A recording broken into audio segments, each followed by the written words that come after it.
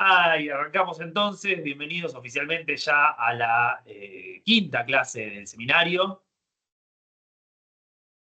el seminario de ética homérica, la tan anunciada y anunciada y sobreestimada clase sobre el catálogo de las naves, que vamos a estar justamente en donde vamos a estar cubriendo todo lo que tiene que ver con el catálogo de las naves de Ilíada.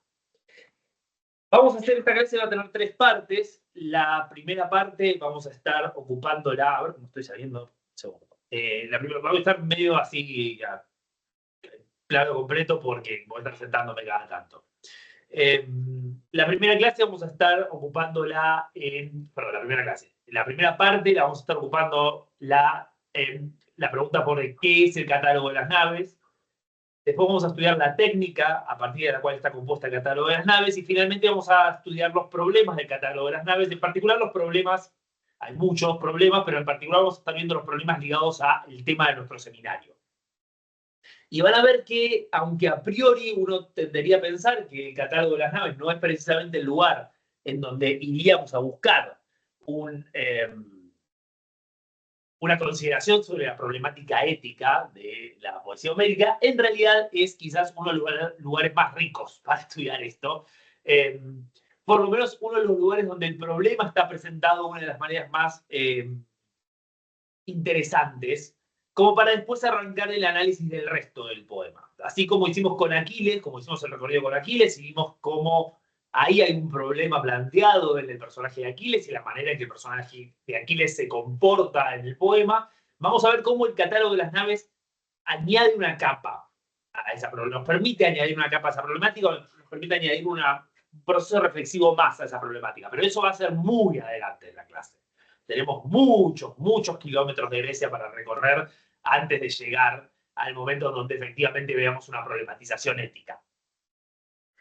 Pero antes de arrancar con todo eso, me pareció útil hacer una pequeña consideración sobre, bueno, ¿por qué introducir una clase sobre el catálogo de las naves en este curso? Voy a hacer una cosa.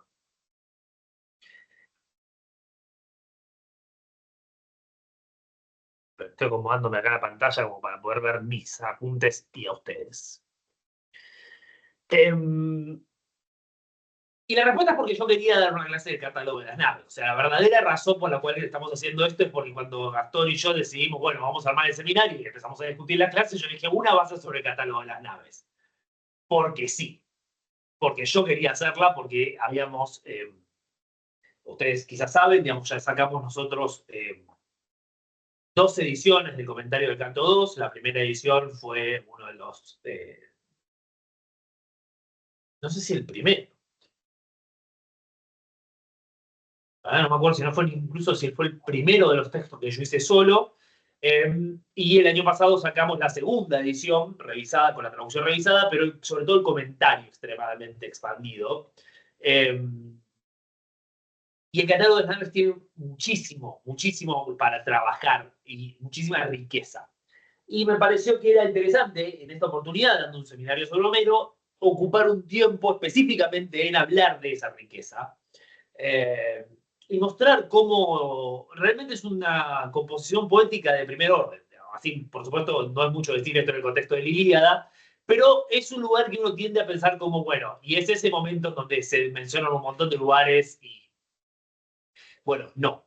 Bueno, sí, pero también no. Pero más allá de esto, más allá de esta justificación completamente egoísta, hay motivos para hablar del catálogo de las naves como pasaje en sí mismo. Y quizás uno de los más significativos y más interesantes es que es uno de los pocos pasajes muy marcadamente autocontenidos del poema.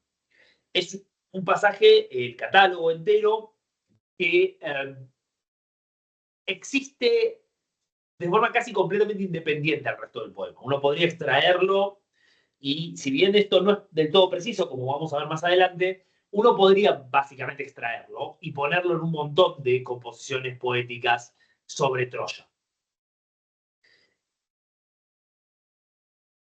Y ese carácter autocontenido del catálogo también está acompañado de una particularidad que tiene que ver con la técnica compositiva que se usó en el catálogo, que es, si no completamente distinta a la que está en el resto del poema, ciertamente es un desarrollo de una técnica específica que se ve en el resto del poema, que es justamente el catálogo. También, y si bien esto ya no lo caracteriza especialmente, el catálogo presenta una serie interesante de problemas filológicos y críticos. Por supuesto, uno podría decir lo mismo de un montón de lugares de Ilíada, pero los problemas filológicos y críticos del catálogo realmente revisten particular interés para un seminario de doctorado. Porque son muy... Ya van a ver por qué. Van a darse cuenta por qué. Finalmente, o mejor dicho, no, finalmente, me quedan un par de razones. Otro punto interesante, y sobre todo interesante para un seminario de ética y política, es que el catálogo tiene una relación bastante distinta que con la historia que el resto del poema, porque es un texto que ha sido usado y discutido como evidencia histórica, como fuente historiográfica. Y ese es un tema en el cual no nos vamos a meter demasiado, porque es complejo y porque está en la bibliografía, pero es significativo a la hora de pensar por qué aproximarse a este texto. Porque a diferencia de quizás otras partes de la Ilíada donde estamos ante una construcción literaria, independientemente de la relación que tenga esa construcción con la historia, el catálogo de las naves sí tiene algún tipo de relación con la historia que es muy clara y específica. Porque estos lugares no son inventados, no podrían serlo nunca. Y la última, o quizás las últimas dos razones, dependiendo cómo lo miremos, es el hecho de que en el catálogo de las naves podemos estudiar una técnica compositiva, una pastilla, si quieren, incluso de la técnica compositiva homérica, en un nivel extremadamente concentrado. Y entender esa sofisticación compositiva es una manera de entender el proceso de composición homérica. Hay mucho de entender cómo está hecho el catálogo de las naves que nos permite entender cómo está hecha la Ilíada en su conjunto.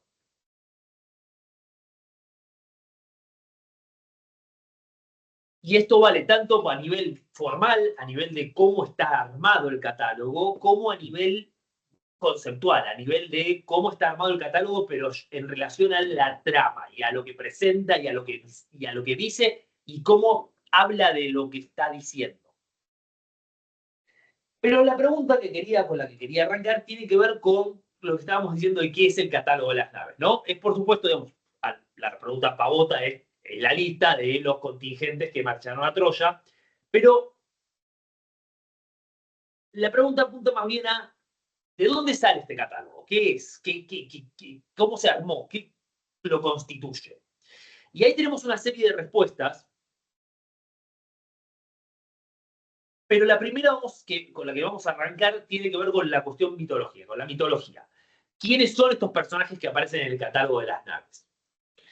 Y ahí tenemos una base del mito troyano, que es la historia de que tiene que ver con la naturaleza de la expedición troyana y la historia de los pretendientes de Helena. Esta es una historia que nos transmiten mitógrafos posteriores, pero que ya está en Hesíodo, en los fragmentos 196-204 del catálogo de mujeres, eh, que es el catálogo de pretendientes de Helena, que son, como les digo, son fragmentos, son una serie de fragmentos, 196-204, 204 es el que está más completito, el más legible, pero varios de estos son bastante legibles, si bien breves. Pero justamente este es el desarrollo sobre los pretendientes de Helena. Estos son los personajes, para los que no recuerden el mito, estos son los personajes que van hacia Esparta para pedir la mano de Helena o mandan a alguien a pedir la mano de Helena. Típicamente mandan a alguien a pedir la mano de Helena. El único que viaja personalmente, que se dice que viaja personalmente es Idomeneo, pero es un poco problemático esta cuestión. Sí tenemos el fragmentito donde se dice que Idomeneo viajó personalmente a diferencia de los demás. Hacia el final del catálogo, cuando termina el catálogo y justo antes de que se diga ahora les voy a decir que se dice, se nos cuenta origen de la expedición troyana, ¿no? Tindareo en la versión de Hesíodo, aunque en las versiones posteriores esta es una idea que le da Odiseo, y es muy probable que hay una parte rota. Y es muy posible que esto de Odiseo estuviera en la parte de Odiseo o antes del catálogo, no sabemos, pero es muy probable que la versión de Hesíodo esto sea igual. La idea se la da Odiseo. Eh, y lo que hace Tindareo para evitar conflicto, cuando decide a quién le va a dar a Helena, es hacerles jurar, y les leo el pasaje, y a todos los pretendientes exigía juramentos firmes, ordenó que jurasen y prometiesen que una libación, perdón, que con una libación, que ya ningún otro sin contar con él realizaría otras acciones en torno a la boda y a la muchacha de blancos brazos. Si alguno de los hombres la raptara personalmente por la fuerza y dejara a un lado la dignidad y el respeto, ordenó que todos juntos le persiguieran hasta hacerle pagar la pena. Y ellos obedecieron sin chistar, esperando todos realizar la boda. Esta es la traducción del fragmento 204, los versos 79-85 del fragmento 204 de la traducción de Hebreos. Un detalle interesante de esta traducción, esa frasecita de alguno de los hombres la raptara y dejar a un lado la dignidad y el respeto, esa palabra, esa combinación de dignidad y respeto es nemesin kaiaido. Entonces, simplemente una reminiscencia de la primera clase, lo que señala Tindareo es si alguna persona se ignorara completamente el respeto por los demás y no le importara la némesis. O sea, no le importara el que dirán. Y justamente esto es muy una caracterización de lo que vamos a ver que pasa con Paris. Y con Helena también, con Paris y con Helena. Después de este fragmentito, en realidad después de este pasaje, porque es dentro del mismo fragmento, detalle interesante es que se menciona Aquiles y que se dice por qué Aquiles no fue, que es porque era muy chiquito, básicamente era un nene que estaba con Quirón. Y Hesíodo, el poeta del catálogo, nos dice, porque si Aquiles hubiera ido seguramente hubiera ganado, pero como Aquiles no estaba, ganó Menelao. Y esto es un dato interesante para pensar respecto al catálogo de las naves, porque como vamos a ver de más adelante, Aquiles también aparece al final del catálogo de las naves. Entonces, en esta versión del mito, esta primera parte del mito, el catálogo de héroes que viajan a Troya es el catálogo de personas que estuvieron en el juramento de Helena. Pero ya con el caso de Aquiles tenemos este primer problema, ¿no? Que es el hecho de que Aquiles no es un pretendiente de Helena. Y esto pasa con unos cuantos de los que están en la lista del catálogo de las naves. Si bien muchos se superponen bastante, eso lo pueden ir viendo, si lo ven en el comentario yo fui marcando cuáles eran pretendientes de Helena y cuáles no, hay varios que no lo son. Y definitivamente estos serían los líderes en todo caso, pero muchísima gente de los contingentes claramente no había sido pretendiente de Helena, con lo cual va por una subordinación política.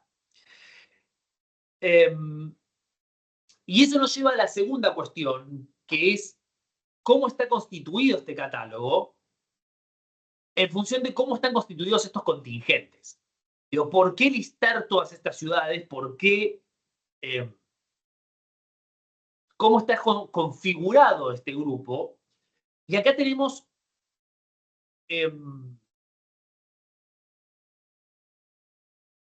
muy poquita evidencia en el poema y en general en la tradición de cómo estaban configurados los pretendientes. Ahí tenemos dos pasajecitos muy puntuales en 23.297 y 7.4. Perdón, 23.297. Tengo que tener abierto y sepan disculpar.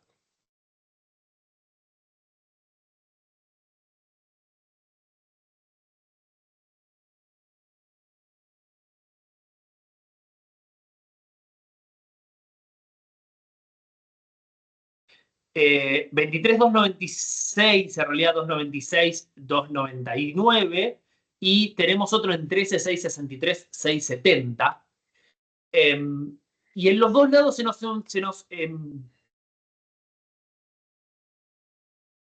comenta, se nos dice que alguien tiene la opción de entre pagar un precio e ir a Troya. Y algo parecido que se puede inferir hacia el final del canto 7. En realidad esto es bastante debatible, porque no está explícito, pero es una propuesta que yo hice ahí en el comentario del canto 7, que todavía no está publicado, pero en donde también hay un personaje que el hijo de Jasón, cuyo nombre se escapa a mi memoria en este momento, que también envía vino y barcos a los aqueos, si bien no se nos dice que es a cambio de no ir a Troya.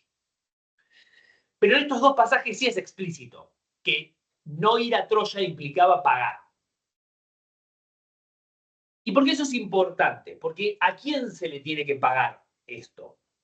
Bueno, no hay acuerdo inmediato entre los críticos, pero en principio, el pasaje de 23, en el pasaje de 23, donde es Equépolo, gobernante de Sición, o un habitante de Sición, le da a Agamenón un regalo para no ir a Troya. Y es muy probable que lo mismo estemos en el caso de 13, si bien no está tan explícito. Entonces, es Agamenón la persona que pone esta alternativa. O pagás o te unís a la expedición.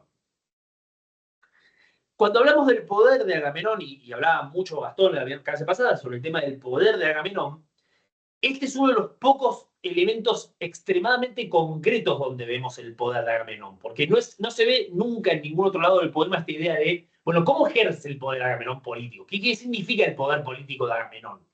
Se dice muchas veces, Agamenón tenía mucho poder y mucha gente, pero acá en estos dos pasajes tenemos bastante explícito qué quiere decir. Lo que quiere decir es, básicamente, te puede ordenar que pagues una multa o te unes a la expedición troyana.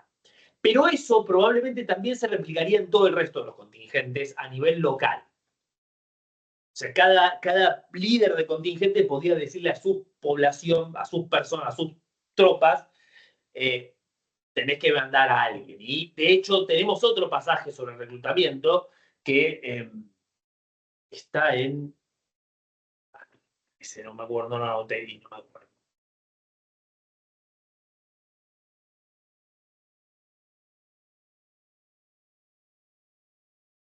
No me acuerdo. Tenemos otro pasaje sobre reclutamiento, pero que creo que está de Canto 13, en donde un personaje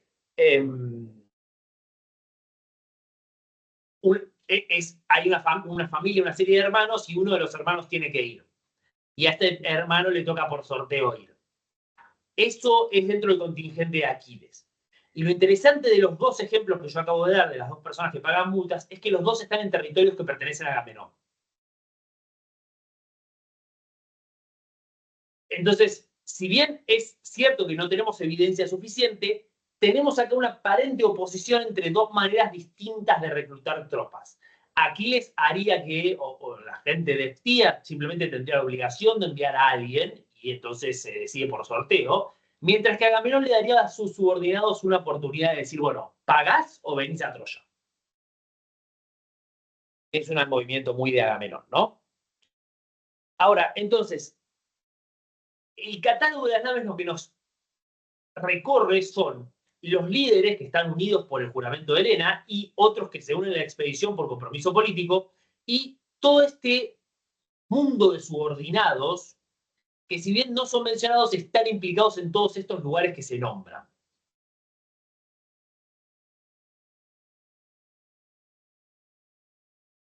Y en ese aspecto tenemos que recordar, tenemos que entender que el catálogo es un testimonio de un modelo político. De un modelo político que no sabemos muy bien de qué época es. Si es micénico, es oscuro, es de la Edad Oscura, pero claramente es un testimonio de un modelo político feudal, o de alguna manera ser parcialmente feudal, de alguna manera, en donde cada héroe, cada líder de su contingente domina una serie de territorios. Pero la cosa es un poco más complicada, y vamos a ver después por qué es más complicada. El otro aspecto, respecto a lo que tiene que ver con la naturaleza del catálogo, es que esta idea de lo catalogar no solo es estándar en la poesía homérica, sino que es muy común en muchas otras tradiciones orales. En muy poca, yo creo que en ninguna otra tienen la dimensión de lo que tenemos en el catálogo de las naves, y la recurrencia de esta técnica en la poesía homérica es mucho mayor de lo que vemos en otras tradiciones orales. Pero yo les traje acá dos casos particulares. Uno está en la boda de Bechirbey, hijo de Mustabey, que es uno de los textos sudeslavos recopilados por Lord. Y ahí hay varios, hay un par, pero digamos, por ejemplo, en el verso 390, en los versos 390, 401, se dice que el ejército del Bey es la palabra para héroe en la épica subeslava, que es una palabra turca, empezó a regar y ahí estaba el Pasha de Budim, que estaba llevando a 5.000 hombres, que estaba llevando a 5.000 hombres, y ahí estaba el poderoso Osman Bey, que llevaba a 12.000, y ahí estaba Visevich Alisha, que tenía a 100 hombres, y también el capitán Muyo, que tenía 500 hombres, y todo el hijo de Topalo, que tenía 500, a 5.000 camaradas, ¿no? Entonces observen cómo es más o menos lo mismo que vemos en el catálogo de las naves, ¿no? Cada una lista de héroes, cada uno que lleve una cantidad de hombres. Y tienen también una cosa parecida, por ejemplo, en el poema del mío Cid, en el parágrafo 37 de la edición de Menéndez Pidal, en donde están combatiendo con los moros, y en el parágrafo 37, se los leo en lo que voy a tratar de hacer que sea español medieval, pero sepan disculpar porque mi español medieval está bastante oxidado. ¿Cuál lidia bien sobre llorado Arzón, Mioncit, Ruiz Díaz, el buen lidiador, Minaya Albarfáñez, que Zorita mandó, Martín Antolínez, el burgalés de Bro, Muñoz Gustiós, que so criado fue, Martín Muñoz, el que mandó a Montmayor, Álvar Alvaroz y Álvar Salvadores, Galín García, el bueno de Aragón, Félix Muñoz, sobrino del campeador. Decí adelante cuántos que son, acorren la seña, el amigo Cid, el campeador, ¿no? En este caso tenemos un catálogo mucho más básico, mucho más típico de lo que serían los catálogos dentro de las escenas de batalla, en el caso de Homero, que es simplemente la lista de personajes y observen si prestaron atención que en este caso muy con nombre más epíteto. Casi todos estos, se va a llegar a ver mi loco, pero casi todos estos, si pueden ver ahí, están ocupando un verso. En el primer hemistiquio tenemos el nombre y en el segundo hemistiquio el epíteto. Una técnica bastante típica de la poesía española y en general.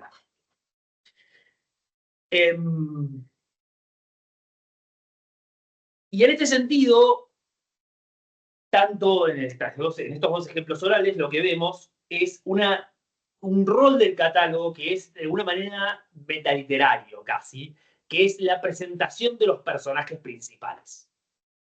Estas son las personas que van a aparecer en el poema, estos son los personajes a los que hay que prestar atención. Esto es complejo en todos los catálogos, esto es complejo, pero algo de esto hay definitivamente. Y por eso el catálogo de las naves está en el canto 2, ¿no? No es una casualidad que esté en el canto 2, y de hecho en los cantos 2, 3 y 4 de Ilíada tenemos escenas catalogares. En el canto 2 tenemos el catálogo, en el canto 3 tenemos la teijoscopía y en el canto 4 tenemos la epipólesis. Tres escenas catalogares muy interesantes. Perdón, en el canto 2 tenemos los catálogos, el de las naves y el troyano.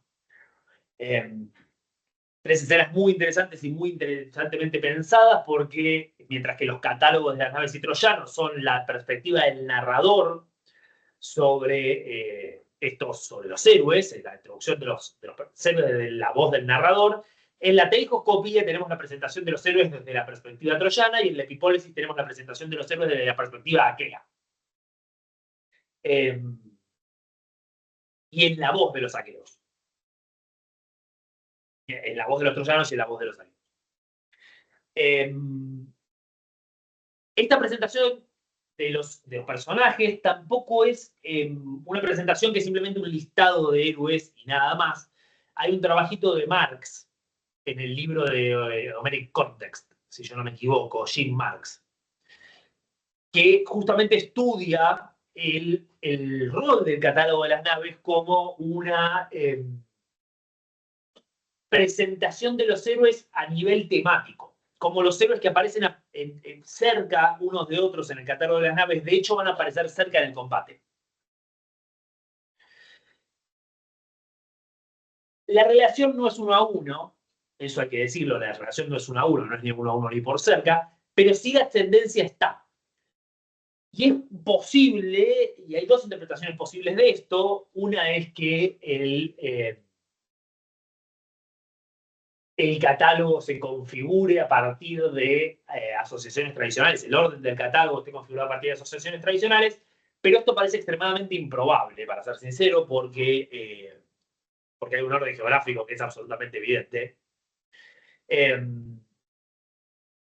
Y es mucho más probable que el catálogo de las naves sea la guía para introducir héroes cuando más o menos da lo mismo que héroe aparezca en un episodio.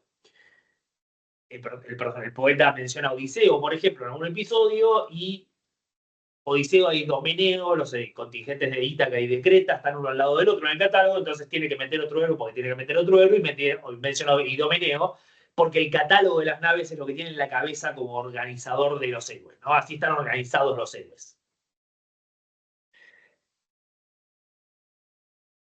Entonces, fíjense cómo el catálogo hace un montón de cosas, todas estas cosas al mismo tiempo, ¿no? La referencia a la tradición mitológica, una imagen de una organización política, pero también una presentación temática de, de los personajes, una presentación de los personajes que van a aparecer en el poema. O de algunos personajes que van a aparecer en el poema y otros personajes que no van a aparecer en el poema, pero aparecerían en la tradición. Así, un segundo. Todas estas funciones que cumple el catálogo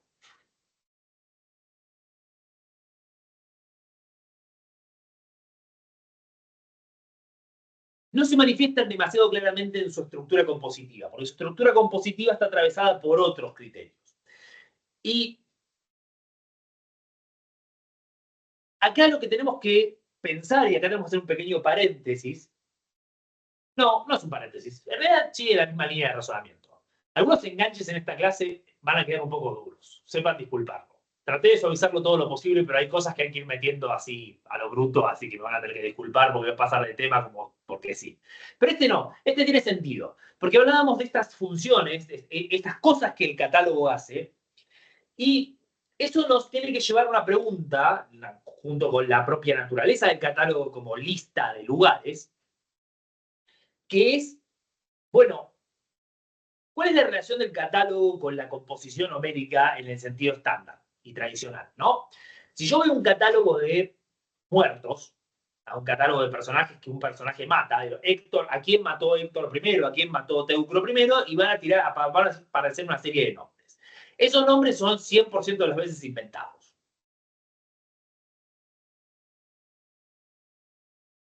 Inventados en el sentido de que no son personajes tradicionales. Digo, simplemente Héctor mató a 9 personas y esos 9 nombres que se meten ahí no son 9 nombres que mató Héctor en la tradición.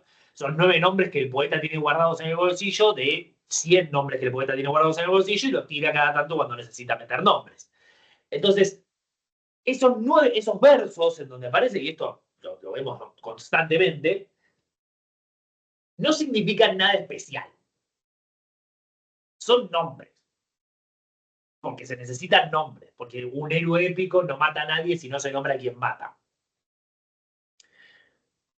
Pero esto no es lo que pasa en el catálogo de las naves. Los nombres de los lugares del catálogo de las naves no pueden ser inventados. No pueden ser inventados por un par de razones, pero la primera de las razones que tenemos que tomar en consideración es bastante pavota, es que vos no puedes inventar lugares a troche de boche. Vos no podés decir, vino Agamenón y llevó gente de todos estos lugares, y ninguno de esos lugares existe. Porque te tirarían piedras. Sobre todo si estás cerca de Micenas. Ahí te tirarían un montón de piedras si estás cerca de Micenas. Claramente los lugares que el poeta menciona en el catálogo de las naves existían. Tenían que existir. Y eso significa que la geografía de Grecia que el catálogo refleja, por más que no sea una geografía de un momento histórico determinado, es una geografía que tiene que coincidir con la realidad, con una combinación de realidades, si quiere, con una combinación de realidades de diferentes épocas, pero definitivamente con la realidad. Estos lugares no son inventados. De manera tal que no puede estar 100% improvisado el catálogo de las naves. No puede ser una improvisación, como es el resto de la Ilíada, como pensamos que sería el resto de la Ilíada. Y por lo tanto, es un enorme trecho de poema, más de 300 versos. Sí, no me anoté el largo completo. Sí, casi 300 versos, no más. Casi 300 versos. Eh, que el poeta se tenía que aprender, pero no exactamente. Pero no exactamente. Nosotros sabemos que las tradiciones orales tienen pasajes que se memorizan más o menos, pero que se memorizan. Eso lo tenemos con testimonios contemporáneos, digamos, está verificado. Entonces no es imposible conseguir un catálogo de las naves memorizado, pero en la práctica vamos a ver por qué es altísimamente improbable que el catálogo de las naves sea un pasaje perfectamente memorizado. Más bien lo que tenemos es un texto, un pasaje tradicional que está apoyado por una serie de técnicas mnemotécnicas. Una tiene que ver con la forma de composición y las estructuras repetidas de los versos. Vamos a hablar de esto más adelante. El otro punto, en realidad vamos a hablar de todo esto más adelante, tiene que ver con el orden en el que se presentan los contingentes, y eso nos vincula con lo que ya estábamos diciendo, de cómo los héroes que aparecen juntos en el catálogo aparecen juntos en otros lados, muy probablemente porque este orden de los héroes está estandarizado. Y lo otro, que ya no tiene que ver con la memorización, sino con, con los procesos que se utilizan para hacer variaciones en el catálogo de las naves, es que dentro de estos esquemas que ya están cerrados, el poeta tiene la capacidad para expandir de manera improvisada. Y vamos a ver, insisto, un caso muy puntual, una serie de casos muy específicos en donde nos permite tener la certeza casi absoluta de que este catálogo que tenemos nosotros está siendo expandido en la performance de este poema en particular.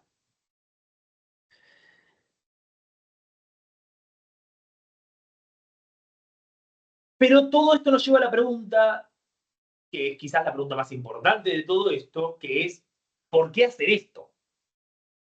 Porque, digo, si fuéramos en el catálogo de los pretendientes de Helena, ok, entiendo que el catálogo de los pretendientes de Helena es simplemente un catálogo de los pretendientes, que es una manera de enaltecer a Helena y explicar qué héroes fueron a Troya.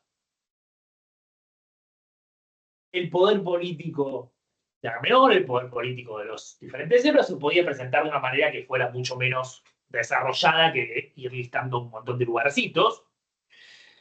Y, por supuesto, al fines de presentar los héroes, nosotros ya vimos modelos de catálogos que hacen eso sin necesidad de tener este grado de desarrollo. ¿Por qué introducir un catálogo en donde la inmensa masa de los versos está configurado por listas de ciudades? Y ahí la respuesta es no sabemos. Continuemos con la clase. No, obviamente vamos a especular un poco. Hay una respuesta que es, por supuesto, interesante y quizás la respuesta que es la más tentadora, que es, primero, atribuirle al poeta iliádico un rol itinerante y a los rapsodas en general un papel itinerante.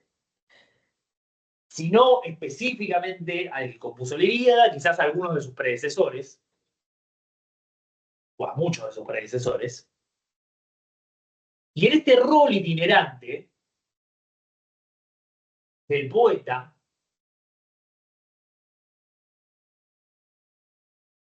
la enumeración de la geografía de Grecia, la enumeración de lugares en la geografía de Grecia, dice, es mucho más importante de lo que uno podría pensar, porque cada uno de estos lugares es un lugar que permite que las personas de ese lugar rastreen su origen a las generaciones troyanas. Si tu ciudad está en el catálogo de las naves, quizás la persona de tu lugar no está en el catálogo, pero si tu lugar está en el catálogo de las naves, entonces vos podés efectivamente decir, mis antepasados fueron a Troya.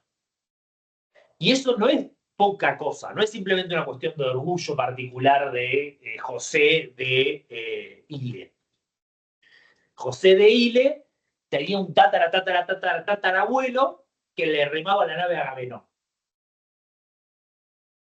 A José de Ilía eso seguramente le volaba la cabeza, ahí se lo decía a todos cuando tomaba dos copas de vino. Mi abuelo estaba en el lugar y así. Pero a la nobleza de ese lugar le permitía legitimar su poder. Porque descender de los héroes, nosotros lo mencionamos con Neptólemo en la clase de Aquiles, sobre la cuestión de cómo la nobleza del Epiro, los reyes de Epiro y de Dodona rastreaban su ascendencia a Neoptólemo. La legitimación política que te da haber participado en la expedición troyana, ser una ciudad que estuvo en la expedición troyana, es enorme. Y eso es importante por lo que yo mencionaba recién del poeta itinerante. Porque como el poeta itinerante canta todas estas ciudades, muy probablemente en estas ciudades o en las regiones donde están estas ciudades. La hipótesis que ustedes pueden encontrar en el texto que está en iliada.com.ar, el texto sobre el debate del catálogo de las naves, es justamente que el catálogo se configura originalmente como una lista de lugares más o menos breve de los principales lugares de Grecia, pero conforme los rapsodas circulan a lo largo del territorio griego, va expandiéndose esa lista en función de incorporar un montón de lugares que reclamaban para sí pertenecer a la expedición troyana. Y ese reclamo de pertenecer a la tradición, a la historia de Troya, a la tradición troyana, es un reclamo que permite que el catálogo crezca, pero además que aumenta su importancia, porque cuanto más grande es el catálogo y mayor cantidad de lugares entran, más importante es estar ahí. Y tenemos testimonio, no directo, pero tenemos testimonio de esto, en un pequeño debate, no exactamente sobre esto, pero yo me atrevería a decir que sí. En un pequeño debate que ustedes pueden encontrar en el comentario a 2557, pero más específicamente en un pasaje de Estrabón, Estrabón 9.1.10, que nos transmite una versión alternativa de la entrada de Ajax. Vamos a hablar de la entrada de Ajax dentro de un rato, pero más allá de la brevedad de la entrada de Ajax, donde se menciona solo Salamina, según Estrabón, los megáricos tenían una versión alternativa de esta entrada de Ajax, en donde se mencionaba a Poligne, Irusa, Nicea y Trípodes. Todos estos lugares que estarían mencionados en la versión megárica de la entrada de Ajax son lugares que los megáricos reclamaban para sí. Recuerden que en la época clásica, Mégara y Atenas están constantemente compitiendo por su dominio de Salamina, particularmente, pero en general de todas esas regiones. Entonces, si bien Estrabón y en general la crítica comparte que esta versión de los megáricos probablemente sería un invento de los propios megáricos para legitimar esto, aunque en realidad esto es infinitamente complicado, observen que todavía en época de Estrabón, que es bastante después, estamos en el siglo II antes de Cristo, si yo no recuerdo mal, para Estrabón, pero segundo primero, no me acuerdo. Es perfectamente comprensible, y acá es lo importante, no es el hecho de que sea, es que es perfectamente comprensible por qué los megáricos querían estar en el catálogo de las naves. Pero observen, y sobre todo les voy a repetir la cita, Ajax desde Salamina condujo naves desde Poligne, Irusa, Nicea y Trípodes. O sea, no se menciona Mégara. Pero para los megáricos que consideraban que Ajax era su héroe nacional, que en el catálogo de las naves estuvieran mencionados todos estos lugares que ellos reclamaban para sí, era una forma de legitimar ese reclamo. Y eso puede sonar como medio absurdo desde el punto de vista conceptual, pero en realidad observen que no lo es para nada. Digo, tenemos estos debates actualmente hoy. Actualmente hoy este tipo de argumentos se siguen usando. Si van a estudiar, para poner un ejemplo hipercontemporáneo, argumentos que usan los rusos para decir que Ucrania es Rusia, y van a encontrar que son argumentos muy parecidos a este.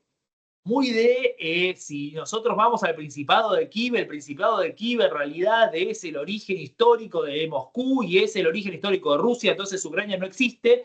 En realidad lo que existe es como Rusia, eso es Rusia, y después se perdió. Digamos, se lo roba, Rusia lo pierde y eso ya no es pero siempre fue Rusia. Que, digamos, es una estupidez absoluta y una mentira grande, enorme, pero el argumento está. El argumento de busquemos en la historia de a dónde pertenecían estos lugares y usemos ese argumento histórico para decir, entonces nosotros tenemos derecho a participar de estos lugares, ya te doy la palabra, tenemos derecho a participar de estos lugares, eh, es un argumento que todavía sigue utilizándose en la actualidad. Y en el caso particular de la antigua Grecia, el catálogo de las naves era un punto absolutamente central en este tipo de discusiones. Castor. No, es una tontería, pero para sumar otro ejemplo y aparte cercano a, bueno, esta geografía, es justamente el caso de Macedonia del Norte, ¿no? Que hubo toda una disputa en los últimos años, un litigio internacional, pero es más increíble todavía porque es simplemente por el nombre. Lo que actualmente conocemos como Macedonia del Norte no es la Macedonia de Alejandro Magno, no es Pela. Pela está en la provincia de Macedonia, en el norte de Grecia. Tuve la suerte de estar ahí en las tumbas macedónicas, son una locura. Y lo que está arriba, que son pueblos eslavos, que nada tienen que ver con la cultura de Macedonia, de los griegos, etcétera. Bueno, todo el tema ahí, Macedonia, Grecia, bueno, tema aparte. Pero hubo un juicio por el nombre, porque los macedonios del norte se querían llamar Macedonia y los griegos protestaron. No, ¿cómo te vas a llamar Macedonia? Macedonia es una provincia. Bueno, y eso tiene que ver con la apropiación cultural que pretendían hacer de, bueno, nada más y nada menos que Alejandro Magno. El litigio internacional falló en favor de Macedonia del Norte, digamos, pero con la salvedad que uno no puede decir Macedonia, no puede decir Macedonia, tiene que decir que es Macedonia del Norte. Bueno, nada, chiquito, gracias. Pero de vuelta, y hay una serie de argumentos, todo hay constantemente esos argumentos de apelación a la historia que tenemos en todos los litigios internacionales, en todos los litigios de fronteras, que cuando uno se pone a pensarlo, no son mucho más ridículos, no son mucho más serios que estos argumentos que tenían los megáricos de apelar al catálogo de las naves. De hecho, en muchos casos son bastante más ridículos que estos argumentos que tenían los mecánicos de apelar al catálogo de las naves. Pero observen cómo esta importancia que eh, esta importancia que se le da, y casi a Estrabón lo dice como medio un chiste, como una cosa medio ridícula, pero es una importancia que es absolutamente fundamental, sobre todo si vos sos parte de lo que está en el catálogo de las naves, y sobre todo cuando lo pensamos en términos de ni siquiera ya la época helenística o incluso la época clásica, sino todavía la época arcaica, en donde las fronteras micénicas se habían volado por el aire. Entonces, estos territorios de los que se habla muchas veces son territorios que solo existían en la transmisión histórica.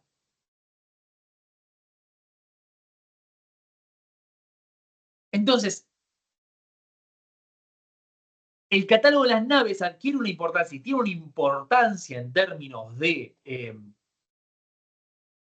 cómo presenta todos estos lugares, que es enorme y que implica una responsabilidad por parte de los rapsodas, que en muchos aspectos implica un compromiso político con los lugares a donde están, que es mucho más significativo que otros lugares del texto, por lo menos a primera vista. Por supuesto, y como voy a mencionar más adelante, el problema de que solo tengamos un catálogo, en realidad no tenemos solo un catálogo, tenemos también el catálogo de heroínas, el catálogo de heroínas, no, bueno, el catálogo de pretendientes dentro del catálogo de heroínas de Hesíodo. Eh, pero el catálogo de pretendientes no menciona lugares, excepto una parte en donde que es la parte de Ajax, en donde Ajax promete entregarle un montón de ciudades a Helena si se casa con él, pero el problema es que son ciudades que Ajax promete conquistar, no son ciudades que él dice que tiene. De hecho menciona Corinto, hasta el punto esto es así que menciona Corinto, que nadie en su sano juicio pensaría que estaría bajo la órbita de Ajax, porque estaba bajo la órbita de Agamenón. Aunque hay de todo. El problema de que tengamos un solo catálogo es que no tenemos criterio de comparación respecto a si esto sería siempre así, si los lugares se atribuirían siempre a las mismas personas. Pero bueno, lo que tenemos es lo que tenemos. Y claramente la importancia la podemos ver eh, de manera bastante transparente. Ahora bien, esta es una de las transiciones brutas. ¿Alguna pregunta hasta acá?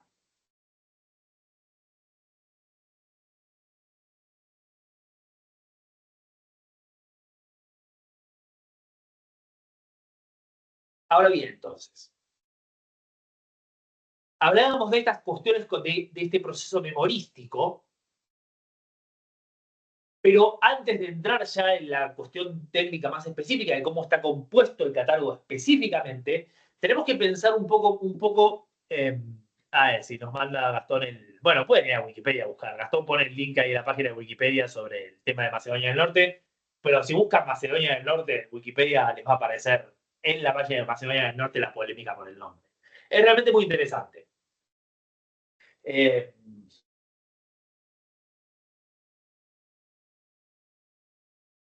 ¿Qué estaba diciendo? Ah, sí. ¿Cómo funcionaría este catálogo en la tradición? Digo, si nosotros tenemos toda esta importancia y el problema de cómo este catálogo está compuesto, la primera pregunta que nos tenemos que hacer es, bueno, ¿cómo encaja este catálogo en la tradición? Y ahí tenemos que recordar una cosa que yo mencioné medio al pasar, el viernes, no el pasado, el anterior, que tiene que ver con el carácter retrospectivo de estos cantos 2 a 7, donde el catálogo cumple una función bastante obvia, ¿no? Es bastante transparente que si hay un lugar donde uno esperaría el catálogo de las naves, es en el comienzo de la tradición troyana, en el comienzo de la guerra. En el 9º año de la guerra, listar a la gente que fue a Troya, bueno, ok, está bien, pero estar ahí hace 9 años. Y de hecho, nosotros tenemos evidencia bastante clara y contundente de que el catálogo de las naves tradicionalmente estaría compuesto para ser relatado en el comienzo del ciclo troyano. A ver, me voy a jugar. ¿Qué cuáles? ¿Quién quiere tirar una hipótesis?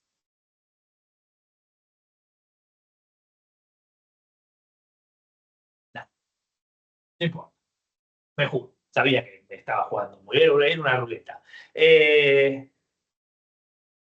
¿Por dónde empieza el catálogo? El catálogo empieza por Beocia, pero más específicamente empieza por Iria y Áulide. Iria y Áulide, de Áulide seguramente lo conocen, porque eh, espero que lo conozcan, si no lo conocen, debería conocerlo. Iria está al lado, está al ladito, está a un par de kilómetros. Eh, y dada el tamaño del ejército aqueo, muy probablemente sería un puerto secundario donde estarían las naves. Entonces, el catálogo comienza por donde estarían todos los aqueos reunidos en el punto en donde el catálogo se estaría relatando. Empezamos por de Ilia y de Áulide vinieron estos. Y después, como vamos a ver, hay un recorrido sobre cómo vinieron, pero pareciera ser un recorrido, no es concéntrico, no está armado de esa manera, pero ciertamente es un recorrido que se va alejando cada vez más de Ilia y Áulide. Probablemente con la idea de eh, contemplar el hecho de cómo fueron llegando. Algo que, de hecho, si van al catálogo de héroes de argonautas en Apolonio de Rodas, es lo que pasa. En el catálogo de Apolonio de Rodas, los personajes son nombrados, son introducidos, no en orden de llegada. Bueno, sí, más o menos en orden de llegada. Pero la idea es esta, ¿no? Que fueron viniendo y mientras van viniendo se enumeran las personas que van viniendo. Posiblemente así estaría armado el catálogo de las naves también, ¿no? Fueron viniendo, vinieron de Beocia tanto, vinieron de tanto, y así sucesivamente conforme van llegando los diferentes contingentes. Pero esto solo tiene sentido, por supuesto, reitero, si el catálogo está siendo relatado en el momento en que los personajes están en Auril. Si no, no tiene sentido.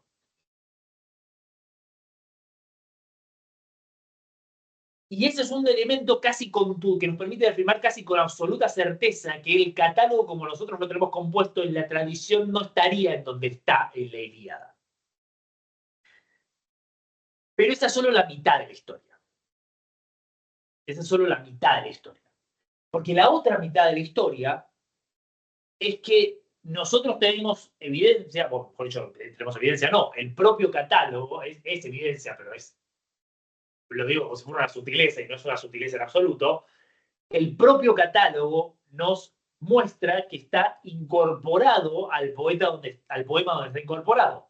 Y nos lo muestra entre otros lugares, pero sobre todo en la entrada de Aquiles, en los versos 685, 694. Porque en la entrada de Aquiles se nos dice que Aquiles no está luchando. Y por supuesto que Aquiles no está luchando solo puede tener sentido en Ilíada. Porque en Aulide Aquiles, bueno, en Aulide no estaba luchando nadie, básicamente, pero no había ningún conflicto. No había ningún conflicto. Entonces, la idea de que se mencione este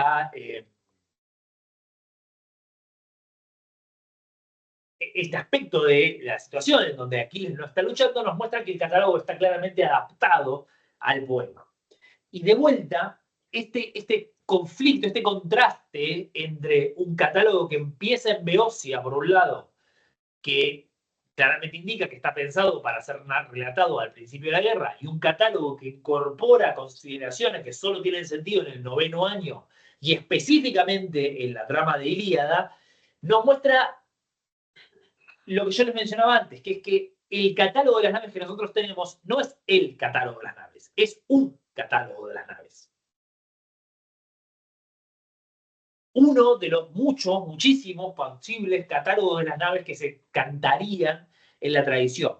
Y esto es independientemente de la variación de ciudades. Incluso si nosotros aceptáramos, y no tenemos por qué, pero supongamos que lo aceptamos, que solo había una lista de ciudades que fueron a Troya, incluso esa lista única permitiría poner muchos catálogos de las naves. Porque depende de dónde uno ponga el foco, depende de dónde uno ponga la atención, depende de qué es lo que el poeta, depende de qué es lo que sea que el poeta expanda o contraiga, el catálogo toma formas completamente distintas. Y esto no es arbitrario. Y no es menor. Porque, como vamos a ver, qué es lo que el poeta expande y cómo lo expande, de hecho dice algo de cómo está pensando este catálogo y quiénes son las personas que está incluyendo en este catálogo. Frase que parece polémica y es mucho menos polémica y mucho más polémica de lo que parece. Tengo que estar a la altura de esas cosas que acabo de decir. ¿Qué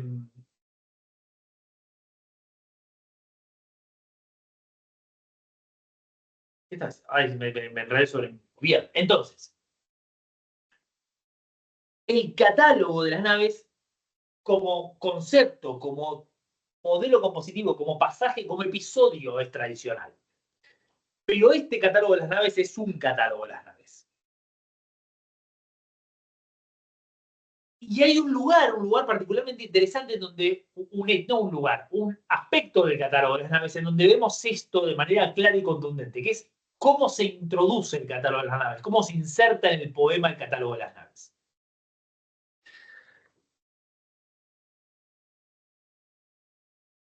Esencialmente el catálogo de las naves está insertado en una estructura anular.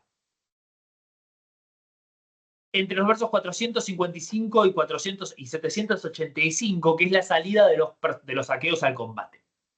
En la descripción de la salida de los aqueos al combate, tenemos entre los versos, tenemos en los extremos símiles, en el segundo lugar Agamenón primero y después en el cuarto lugar, digamos, son cinco partes, ¿no? En los extremos símiles, en el segundo lugar Agamenón y en el cuarto lugar la pregunta por el mejor de los aqueos, y después vamos a ver por qué eso está fuertemente vinculado. Y en el centro de todo esto el catálogo de las naves. Entonces son unos 331 versos, y en el centro de estos 331 versos están los 200 y monedas, 280 menos, 276 del catálogo. Sí, Mariano. No, que estaba viendo que después, cuando termina el catálogo de los troyanos y empieza el canto 3, también hay unos símiles. Digo, Sí, O sea, ahí. había símiles antes del catálogo de los griegos, pero después en el canto 3 como que, digo, a eso te referías con esto, la estructura anular, como que sigue en el 3, hace el cierre. No. Los símiles después del catálogo troyano son símiles, o sea, en realidad los dos grupos de símiles son símiles típicos. El símil de ejércitos saliendo a la guerra es un recurso típico que aparece todo el tiempo, de guerreros y de ejércitos. Pero en el caso del catálogo aqueo, tenemos símiles en 455-477 y después en 780-785. O sea, alrededor del catálogo tenemos símiles. En el caso del catálogo troyano no tenemos símiles al principio, tenemos solamente los símiles al final, que esos que vos mencionás en el canto 3, Claro. que por otro lado no son específicos de los troyanos. Son símiles, el símil de las grullas que abarca tanto a los troyanos como a los aqueos.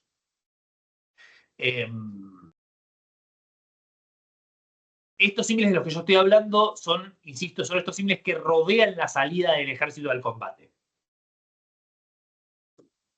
Y en el caso del comienzo del catálogo son una serie de varios símiles. Son unos 5 símiles, si yo no recuerdo mal.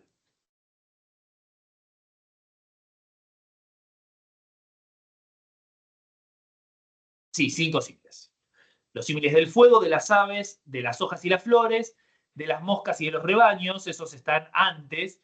Y después tenemos otro símil que también es con el fuego, en 780. Perdón, son dos símiles. 780-785. Uno es el avance con el fuego y después es la comparación con el terremoto. El terremoto provocado por Tifón, por los rayos de Zeus cuando ataca a Tifón. Entonces, los dos grupos de símiles lo que indican es el movimiento del ejército aqueo. Y eso es lo que rodea lo que rodea al catálogo y precisamente lo que encierra el catálogo en términos de temáticos, porque es justamente el catálogo aparece en el contexto de la introducción de los ejércitos.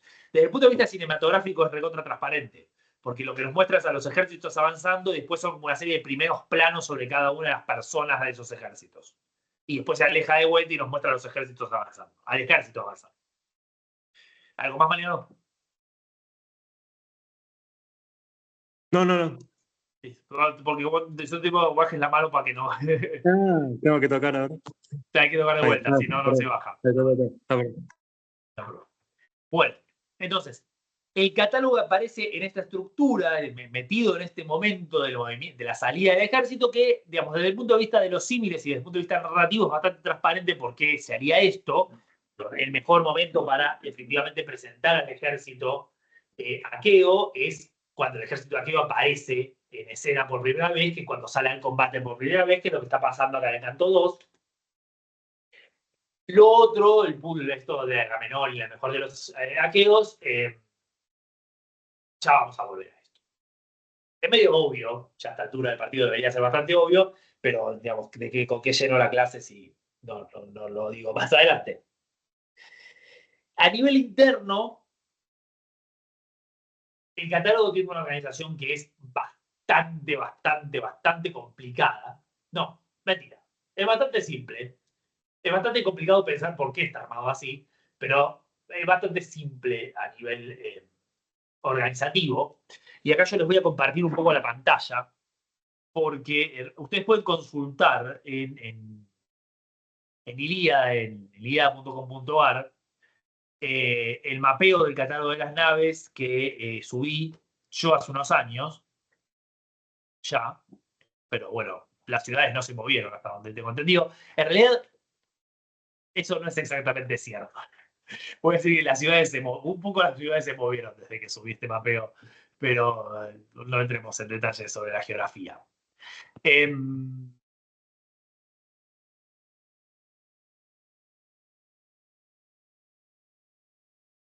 Ustedes ya imagino que están viendo la pantalla, ¿no? Estos son todos los lugares que están mencionados en el catálogo aqueo y en el troyano. Vamos a separarlos. Y acá ya podemos verlo por contingentes. Obviamente lo que está en Grecia es el catálogo aqueo, por supuesto, pero también todo esto de acá es el catálogo aqueo. Hasta acá, digamos, todas estas islitas, el límite entre el catálogo aqueo y el catálogo troyano está en las islas. Esto es lo más oriental que lo que llega el catálogo aqueo, y este punto que es Caria, perdón, Licia, Caria está acá. No sé dónde está Caria. Más arriba está Caria. Bueno, no importa. Está por algún otro lado Caria. Todo esto que está sobre la costa de Anatolia, todo esto es catálogo troyano. Y también todos estos lugares en el norte, en Tracia, también todo esto es troyano. Entonces, pero bueno, iba a hacer 2 mapas. ¿Por qué no hiciste 2 mapas? No voy a hacer 2 mapas. Además, así es un poco más visual, más visible, más fácil de visualizar. Entonces, ¿cómo funciona el catálogo de las naves en términos de su recorrido? Empezamos por Beocia. El catálogo empieza acá por Beocia.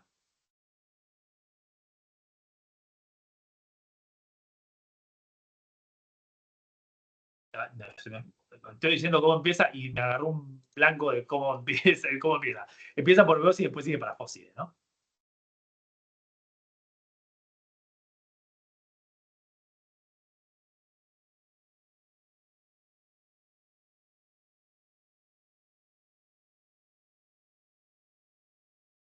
Sí. Empezamos. Empieza por Beocia, que son todos estos puntitos acá. ¿Sí? Fíjense que hay muchísimos lugares mencionados en Beocia. Son todos estos puntos verdes.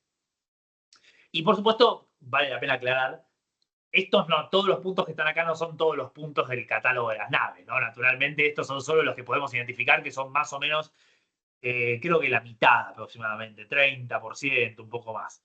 Hay un montón hay varios lugares más, o 50, no me acuerdo, la verdad no me acuerdo exacto. Pero son un porcentaje de los que efectivamente están mencionados. Pero aún así, digamos, Beocia, esto no es solamente que podemos identificar muchos de Beocia, Beocia es por mucho el lugar donde más ciudades se mencionan. Y de Beocia nos vamos para acá, para el norte, para Orcómeno y para Fóside. Después bajamos para acá.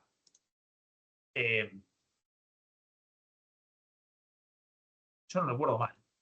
Tendría que haberlo repasado, disculpe. Creía que me iba a acordar de memoria y me agarró un blanco respecto a toda esta partecita. Me parece que esto viene después. No, esto viene después. Bajamos para Atenas y de Atenas nos vamos para el Peloponeso.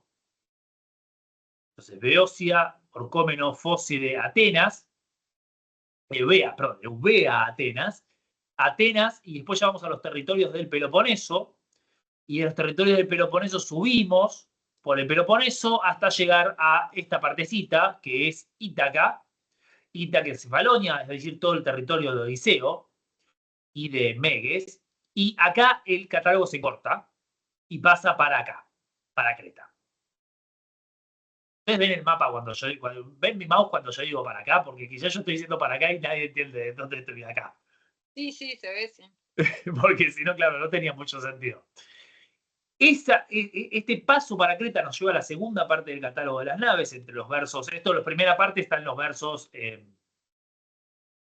494, 644. Esta segunda parte abarca los versos 645, 679 y abarca todas las islas jonias.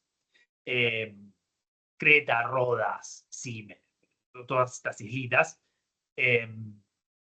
hasta los versos 679. Y cuando volvemos a Grecia, en el verso 680, estamos ya en el norte de Grecia.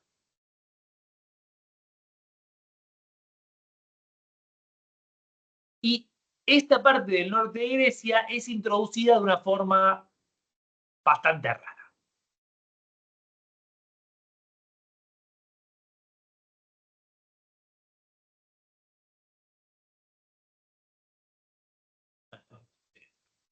Es introducida de una forma bastante rara, bastante desorganizada, con una evidencia, lo que a veces, y yo personalmente creo que lo demuestra de manera bastante contundente. El poeta no tenía la más mínima idea de lo que había en el norte de Grecia, pero ni la más mínima. No conocía, pero nada, del norte de Grecia, o por lo menos la información que tenía era bastante mala,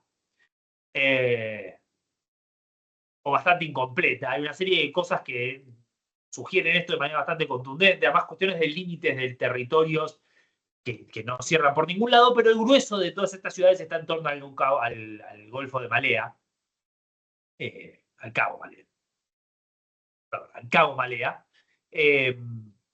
y después un poquito más hacia el norte, pero no están ordenadas. Digamos, empiezan a introducir de forma más o menos aleatoria e indiscriminada ciudades de todo este territorio, y es lo que hay, que les puedo decir. Pero entonces observen que el recorrido es bastante transparente. En la primera parte hay una pequeña espiral acá, que se interrumpe para seguir acá, y después la espiral se completa en este giro, continuando desde el territorio de Odiseo hacia arriba.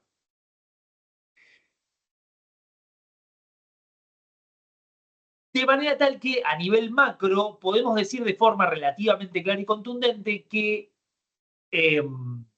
voy a dejar de compartir esto y después voy a volver.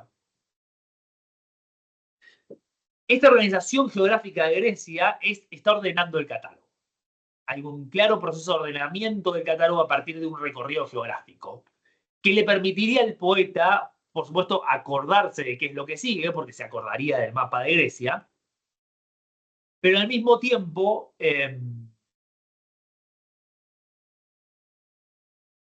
permitir que los oyentes también entiendan el mapa de Grecia. Porque esto no es solo una regla mnemotécnica, es también una forma de permitir a los oyentes entender cómo es el recorrido. Y en ese sentido es probable que el punto de interrupción inicial, ese punto en Ítaca, no sea casual, porque justamente es un límite natural bastante marcado para interrumpir el recorrido, frenar en Ítaca y después pasar a Creta, que es un lugar, que es un lugar extremadamente reconocible dentro de lo que son las Islas Jonias. Si uno va a decir, bueno, ¿dónde está qué cosa? ¿Dónde está Creta? Es bastante fácil de ubicarse. Y a partir de ahí se continúa un recorrido, también una pequeña espiral, para el lado de Rodas, para el lado para el este, básicamente.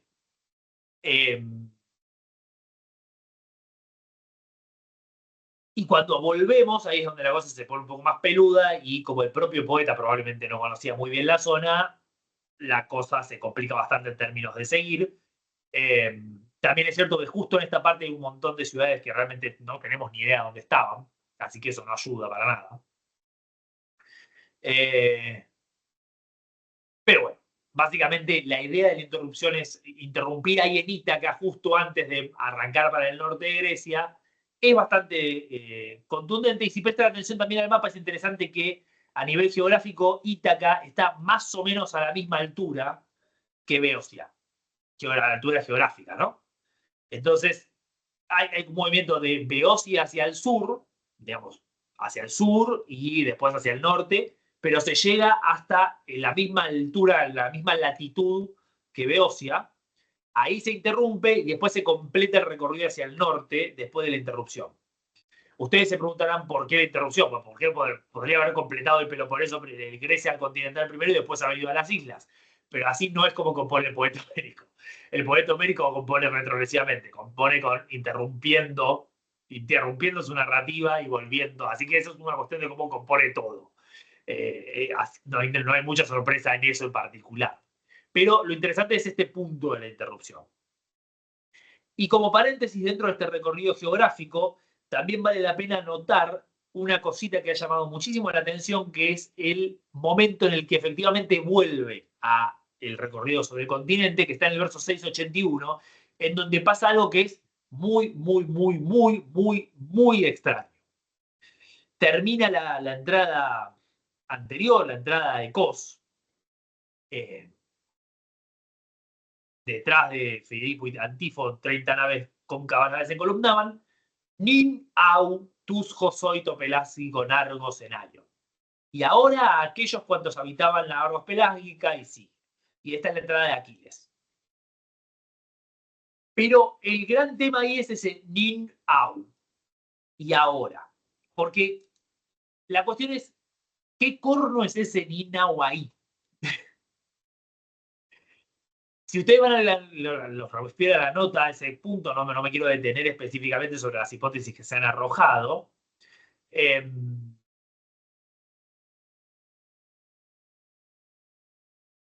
No queda claro para nada, porque ahora, desde el punto de vista temporal, no es nada, digo, no es que hay un cambio temporal respecto a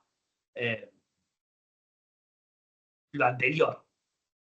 Incluso si nosotros quisiéramos afirmar que tiene que ver con la idea de la llegada de los contingentes, no lo hace en ningún otro lado esto de decir y ahora, y now.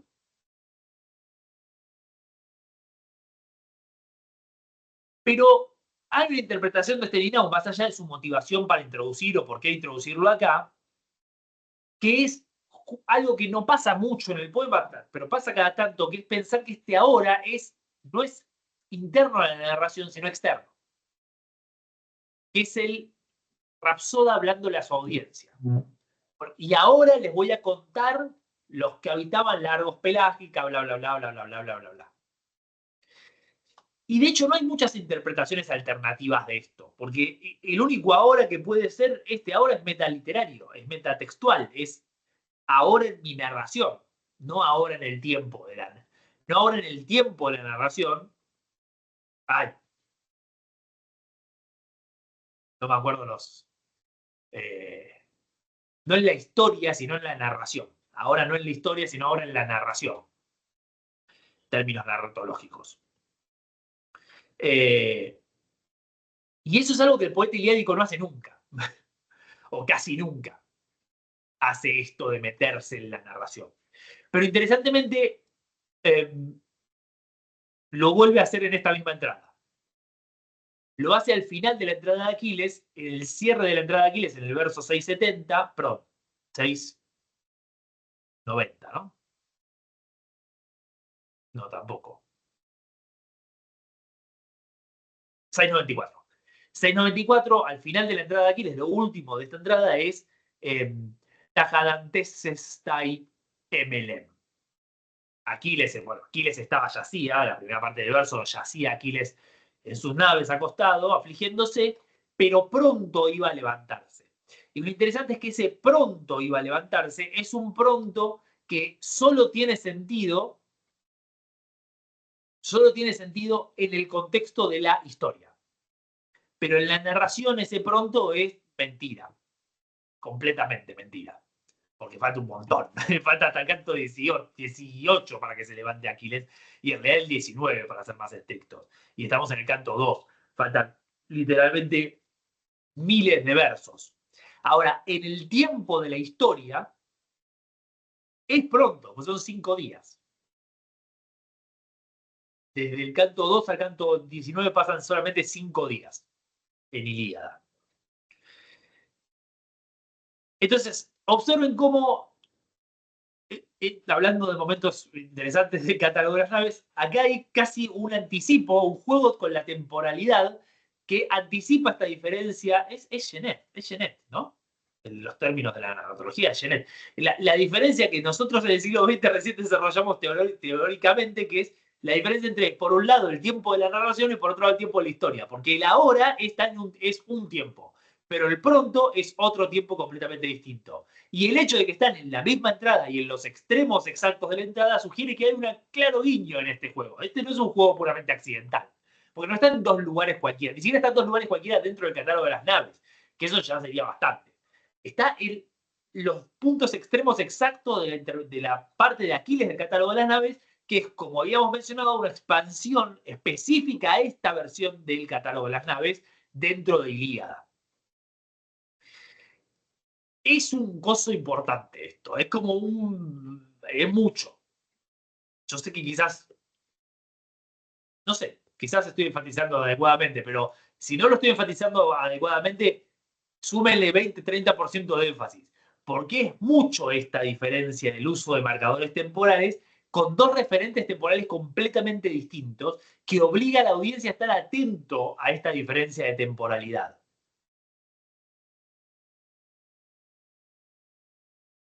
Y, por supuesto, sugiere una clara conciencia de esta diferencia en las dos temporalidades.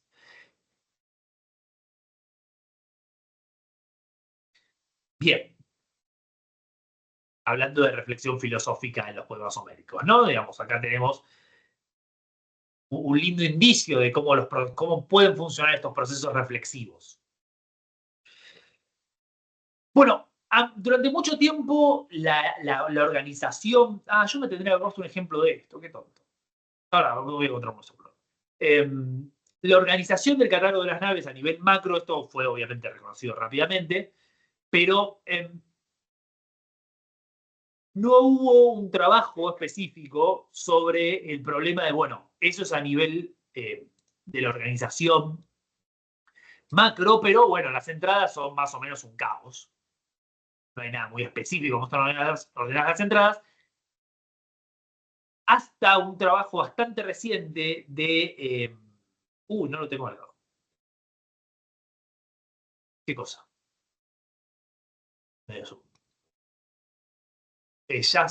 Jasnow Evans y... Joder.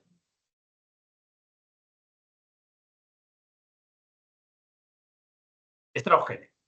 Jasnow Evans y Strauss-Clay, un trabajo de 2018, que de hecho tiene una página web específica sobre estudios de catálogo de las naves que no sé si la habrán actualizado últimamente. La última vez que yo la vi no estaba actualizada y está bastante atrasada en términos del proyecto que tenían. La idea de ellos era mapear todo el catálogo y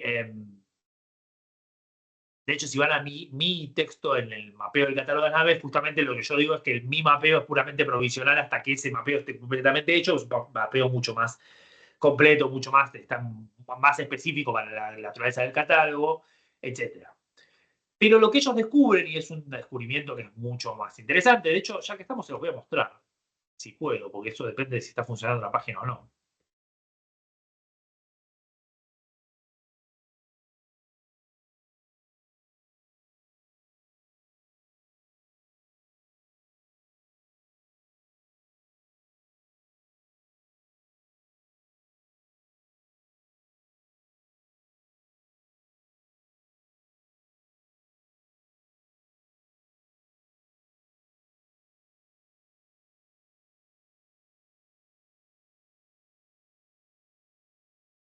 Sí, está funcionando, pero no está muy... Está funcionando bastante mal. ¿Ah?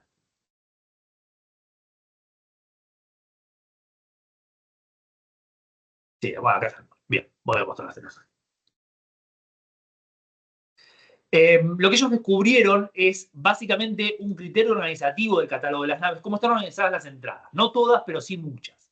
Y ellos descubren dos sistemas de organización internas del catálogo de las naves. Uno es grupos línea por línea y otros grupos sintácticos. Y estos grupos de ciudades son ciudades que están unidas por algún tipo de recorrido, por un camino que las une, por una ubicación geográfica, etcétera, digamos. La agrupación de estos lugares está bastante transparente. Entonces, para ponerles un ejemplo, nosotros podemos ir vamos a ir al mapa mío, para que vean la diferencia.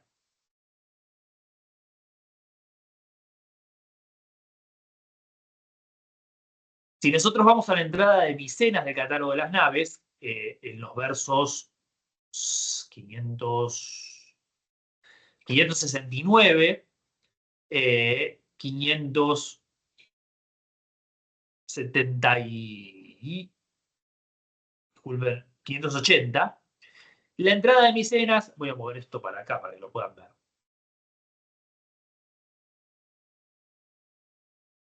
La entrada de Micenas, sí, fue por cualquier lado.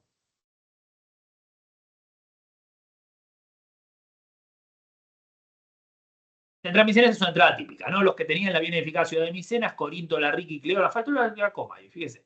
Corinto, la rica y Cleona bien edificada, y moraban en Ornías y la encantadora Itirea, y Sisiona, donde Adrasto reinó primero, y los que Perecia y también con Novesa escarpada, y tenían Pelene, y además en torno de Egio moraban, y por todo Egíalo y en toda la Nafta Hélica, asocié naves las lideraban el poderoso Agamenón. ¿No? Esto es como estándar. Un montón de lugares que vaya uno a saber por qué están así. Pero, si prestan atención, en este catálogo de lugares aparecen 4 grupos sintácticos. Por un lado, aparece Micenas, Corinto, los que tenían la bien edificada ciudad de Micenas, Corinto y Cleonas. ¿No? Son todos estos lugares que están marcados en violeta. Ya van a guardar. Corinto, Lerica y Cleonas. Por otro lado, los que moraban en Ornías y la encantadora de Tirea y Sición. Y los que Hiperesia y también Gonoes Escarpada, y tenían Pelene y además en torno de Egio moraban, y por todo Egíalo y en torno a la vasta Élica. ¿No? Que hay un par de estos que no sabemos dónde están. El catálogo, a primera vista, esto ustedes podrían decir, bueno, sí, simplemente es una cuestión métrica de conveniencia de composición estructural y quizás tendrían un poco de razón, pero lo que descubren Jarno, Weber y Strauss-Claes es que estas diferencias sintácticas no son para nada caprichosas. ¿Por qué? Recuerden el primer grupo, Cleonas, Micenas y Corinto. Ven cómo está ordenado en una línea perfectamente vertical que está unida por este camino, ¿no? Un camino que va de Micenas a Corinto. El segundo grupo era Ornea, Aretirea y Sición. Así está loco. Sí, Ornías, perdón. Ornías, Aretirea y Sición. De vuelta, una línea vertical, también unida por un camino. Primer grupo sintáctico, segundo grupo sintáctico. Después tenemos, creo que el tercero es el de más allá. Hiperesía y Gonoesia. No, este es. Hiperesía y Gonoesia y Pelene. Ah, perdón, estos dos están en el mismo grupo. Estos dos lo ponen en el mismo grupo. Hiperesía, Gonoesia y Pelene, pero acá porque Gonoesia y Egio no sabemos dónde estaban. Pero estoy diciendo pavadas. Egio forma parte del último grupo porque está con este verbo moraban. El tercer grupo sintáctico es este de acá, Hiperesía, Gonoesia, Escarpada y tenían Pelene, y después el cuarto grupo es el que sigue después con Egio. Mala mía. Entonces, este grupo que abarca Hiperesía y Pelene está en esta parte del norte unida por este camino, y después el último grupo que abarca los últimos 3 contingentes, pero uno está perdido, que abarca Egas, Egíalo, Élica y Egio, de los cuales tenemos solamente 2, Élica y Egio. Está unido también, es la parte más extrema del territorio de Agamenón, que también está unido por un camino. Entonces, como pueden ver, y hay unos cuantos de estos, yo simplemente les muestro este de Micenas, hay un proceso organizativo dentro de la propia entrada, que sumado al recorrido que realiza el poeta organizativo por Grecia, permite ordenar también los grupos de ciudades. Y así como el recorrido de Grecia permite que, por un lado, facilita la mnemotécnica del poeta, porque obviamente el hecho de que las ciudades, el recorrido por Grecia esté ordenado, permite que uno efectivamente se imagine el recorrido por Grecia, dentro de cada uno de los contingentes también hay una organización que permite por lo menos agrupar las ciudades de alguna manera. Esto, por supuesto, fluctúa enormemente. Estamos en un caso de organización sintáctica. También hay casos de organización línea por línea. A ver si puedo mostrar uno rapidito.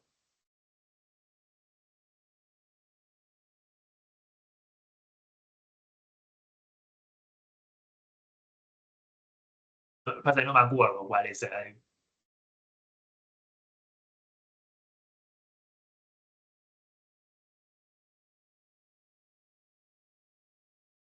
Es esto.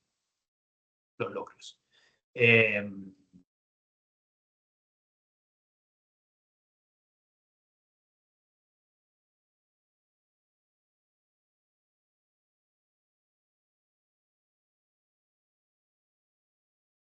el caso de los locros, para que vean otro ejemplo de línea por línea, es una clase sin apuro esta. Quiero que sepan. Los tres grupos que tenemos son Sino, Punta y Calíaro, Besa, Escarfa y Augías, Tarfa, Troño y las corrientes de Boloagrio. Entonces, si nos vamos a Lócride, no todos están ubicados, como pueden ver. Hay unos cuantos que están perdidos. Pero en la línea de Sino, Punta y Calíaro, acá calculo que deben ser estas. Efectivamente. Tenemos por este lado Sino, Punta y Calíaro. Y de este lado tenemos a Tarfe, a Troñón, a ver cómo no me acuerdo cómo las puse. Escarfe, por un lado, a Augías es incierto y Besa también, ¿no? Claro, tenemos a Escarfe que debe estar más abajo, la más abajo de todas. No. Escarfe, tenemos por un lado a Tarfa y a Troño, que están acá, de este lado, y después a Escarfe, que está acá sobre la costa. No sabemos dónde estarían las otras tres ciudades que nos faltan, pero noten que hay una diferencia, y de hecho hay una diferencia tan clara que están divididas por una autopista hoy en día, estos territorios. Posiblemente esto sea una diferencia entre las ciudades más sobre la costa y las ciudades más sobre la montaña, pero bueno, no lo tenemos. Lo que sí está muy transparente es observar la división del primer grupo de la primera línea, el segundo y estos segundo y el tercero. De vuelta, como nos faltan otros dos lugares, no podemos ver bien la diferencia de dónde estaría marcada la distinción geográfica entre el segundo y el tercero, pero claramente observen la agrupación del primer grupo por un lado que se ve de manera transparente. Es el primer grupo línea por línea que encontré y no es el mejor ejemplo para mostrar todo, pero por lo menos se ve la idea de lo que les estaba mostrando. Bien, entonces, una vez más, lo repito, tenemos este criterio compositivo que permite, por un lado, al poeta memorizar estos lugares, pero ya en este punto no es solo tanto memorizar los lugares, sino efectivamente facilitar el imaginarlos como lugares, imaginar las regiones que constituyen estos lugares. Y hay un par de hecho, si van al comentario van a encontrar que hay 2 o 3 que yo marqué que ni siquiera están en el trabajo de Jasno, Wemans y Strauss-Klein. O sea que es mucho más pervasivo de lo que incluso uno podría pensar en función de ese trabajo. Y el último punto que vamos a ver, probablemente el último punto que vamos a ver antes del receso. ¿No? A ver.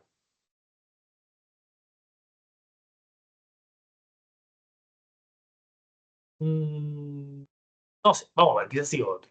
Esto es muy famoso. Es la variación en el catálogo. Sobre todo si ustedes lo leen en traducción, el catálogo es todo más o menos igual. Es todo parecido. La parte de las ciudades, por lo menos, ¿no? Después la parte de las expansiones no tanto, pero la parte de las ciudades es todo más o menos parecida. Por lo cual es muy probable que se sorprendan bastante, yo me sorprendí bastante, si les digo que en 77 líneas que enumeran lugares en el catálogo, 69 son distintas. Todas son distintas, pero lo que quiero decir es 69 tienen esquemas organizativos distintos. En la diferencia de cómo usan las conjunciones, de si ponen o no ponen epítetos, de esas dos cosas. No, bueno, y de si ponen 1, 2 o 3 ciudades en el verso, etc. Con esas variaciones, el poeta crea 69 esquemas diferentes para 77 líneas distintas. Lo que es extremadamente impresionante cuando uno se pone a pensarlo, porque uno tendería a pensar que haría todo lo contrario. Digamos, trataría de hacerse más fácil el trabajo y en vez de variar, uniría todo. Trataría de hacer que sea apreciado igual. Bueno, no, hace lo opuesto. Por supuesto, esto es solo válido de las secciones de la numeración de ciudades. Si ustedes van a la parte de cómo se introducen los números de naves o cómo se introducen los contingentes, hay más repetición. De hecho, de los números de naves, la repetición es muy marcada.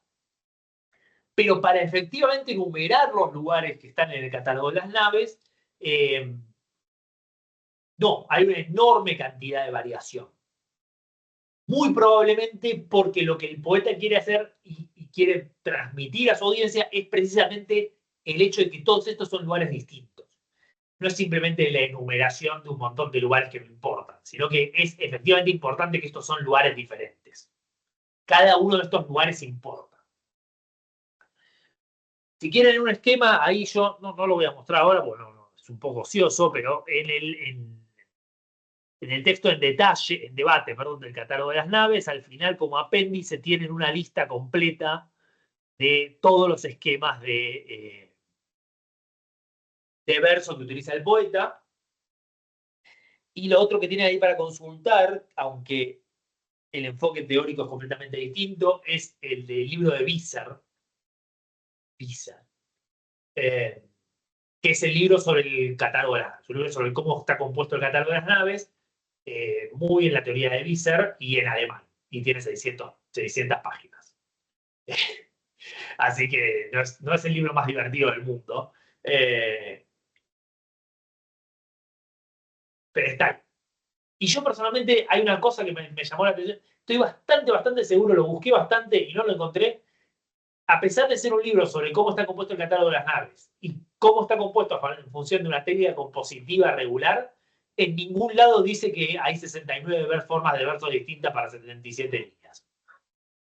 Que uno tendería a pensar que es como un dato absolutamente fundamental para lo que dice que está estudiando, pero yo no lo encontré en ningún lado.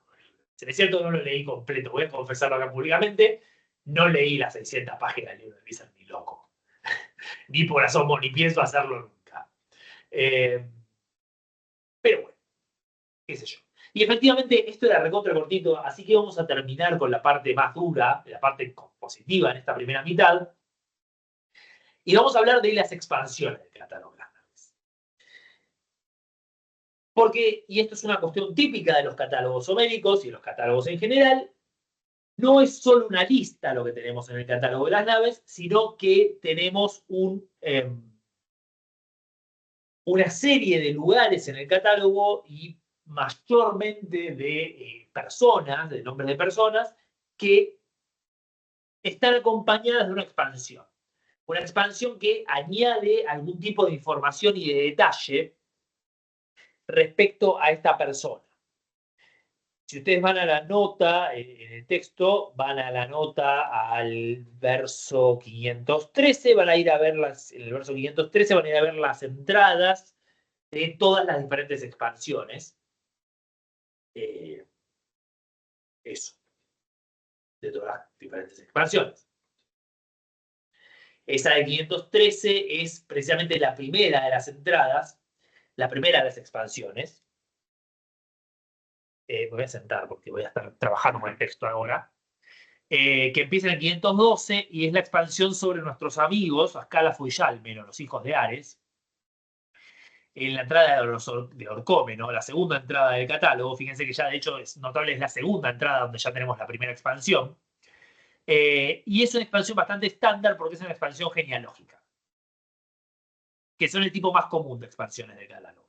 Las expansiones sobre la genealogía de algunos de los héroes particulares. Y ahí esa es una bastante breve, muchas son relativamente breves, que abarca los versos 513 y 515, a los que parió, se menciona a estos los lideraban Ascálafo y Yálmeno, hijos de Ares, a los que parió Astíoque en la morada de Actor Asida, respetable doncella, habiendo ascendido al piso superior, para el fuerte Ares, y él yació con ella escondidas. Detrás de ellos, 30 huecas naves en columna. Entonces, son esos 3 versitos nomás que nos dicen, básicamente, nos dan bastante información a pesar de ser 3 versitos. Nos dicen quién era la madre de Yálmeno. Ascálafo. Ascálafo, y tengo que decir primero el nombre de Ascálafo. Si no digo primero Ascálafo, me olvido el nombre de Ascálafo. Ascálafo y Yálmeno nos dice quién era el marido de la madre, de la madre de estos muchachos, de Astíoque, porque es Actor Asíada, es decir, Actor hijo de Asio, que no tenemos ni idea de quién es. Entre paréntesis, se llama Actor y hay como 7000 actores en la mitología griega, pero no tenemos mucha idea de quién es. y que lo hace, en realidad, perdón, voy a ser más claro, no, probablemente Actor fuera el padre, no el esposo, porque se dice que era una doncella respetable. La respetable doncella, Partenos Alboie, no puede estar casada. Y ahí tengo un chiste, es divertido el comentario, es bastante simpático porque quizás le dice respetable doncella con ironía porque se está acostando con Ares. ¿No? Es un lugar raro para decirle a alguien que era una respetable doncella justo cuando se dice que se acostó con Ares estando todavía soltera. Pero bueno. Entonces probablemente Actor Asida sería el abuelo de Ascala Foyalmeno, abuelo y bisabuelo, porque es Actor Iacio, y que eran hijos de Ares. Hijos de Ares tenidos cuando ella todavía no estaba casada. Un mito que es muy parecido a este se relata sobre uno de los líderes de los Mirmidones en 16. También en el catálogo y también en una expansión de un catálogo. Historia típica. Por otro lado, si hay una historia típica de la mitología griega es la doncella se acostó con un dios y tuvo un hijo. Si ustedes fueran una doncella en la Grecia antigua y quedaron embarazadas solteras, también dirían que vino un dios a embarazarlas. Famoso chiste sobre Rómulo y Remo, entre paréntesis, que ya hacían los propios romanos. Sobre si eran hijos de un dios, eran hijos de un dios. Eso decía ella, que eran hijos de un dios. Pero bueno, expansión típica, como digo, nada del otro mundo. Tenemos una más interesante en el verso 7:41. Tenemos una mucho más interesante que vamos a ver en la segunda parte de la clase, pero tenemos una también un poquito más interesante en 7:41, 7:46, sobre Polipetes. Este Polipetes, digamos, Ascala Foyalmeno tiene alguna aparición. Polipetes tiene una aparición un poquito más grande, es un poquito más importante, y de hecho en 23 vamos a tener una cuestión sobre Polipetes. Vamos a hablar un rato de Polipetes, porque tiene un momento muy gracioso en 23. Y en la entrada de esta gente de Argisa, gente del norte de Grecia, se presenta a Polipetes y se dice, los guiaba Polipetes 740, Polipetes de pueblo guerrero, hijo de Pirito, al que engendró el inmortal Zeus. A aquel lo engendró Pirito, de Pirito la renombrada Hipodamía. Ese día, cuando se cobró venganza de los hirsutos centauros, a los que expulsó del Pelión y los llevó junto a los Étices. No los guiaba solo, junto con él estaba Leonteo Retoño de Ares, hijo de Corono Ceneida de inmenso ánimo.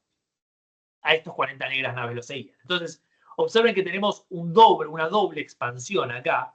Primero la Polipetes, la expansión de Polipetes, que es una expansión a su vez doble, porque se nos dice que es hijo de Pirito, hijo de Zeus, y esa expansión se expande con el detalle de cuándo lo engendró Pirito. Y después tenemos con Leonteo, el segundo líder del contingente, el hecho de que era hijo de Corono Ceneida. No se confundan con lo de Retoño de Ares. Ahí en la traducción, Retoño de Ares es una fórmula, epíteto típico para héroes. No quiere decir que fuera hijo de Ares. Así que nada, era hijo de Corono. Entonces, observen que hay un proceso bastante paralelo, porque es Polipetes, hijo de Pirito, hijo de Zeus, Leonteo, hijo de Corono, hijo de Ceneo, que es lo que está ahí en Ceneida. Pero en el medio, entre los dos, una cursiva rara.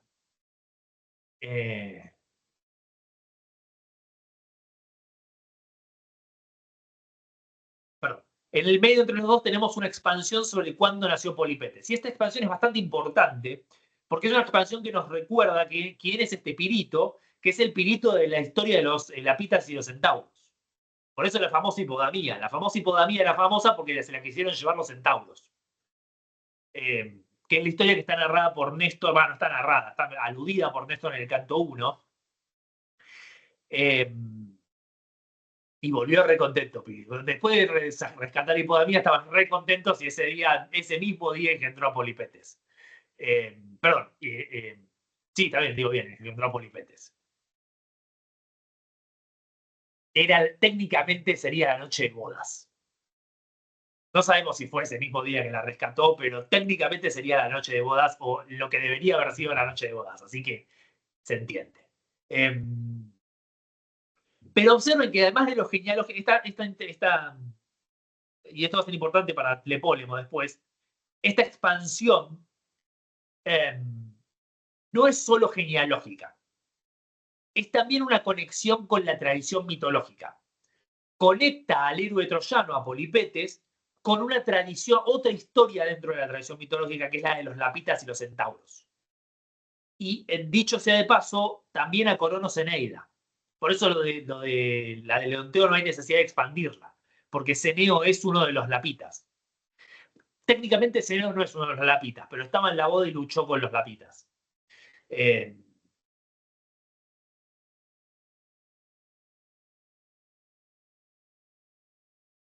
Entonces, la expansión genealógica, acá hay otro aspecto de la expansión genealógica. Por un lado teníamos la expansión genealógica que nos dice que estos dos personajes eran hijos de un dios. Pero acá tenemos otra expansión genealógica, que es, estos personajes son la generación troyana de una familia que forma parte de la tradición épica griega. Estos personajes son mucho más que simplemente hijos de. Son hijos de, hijo de tigre. Digamos.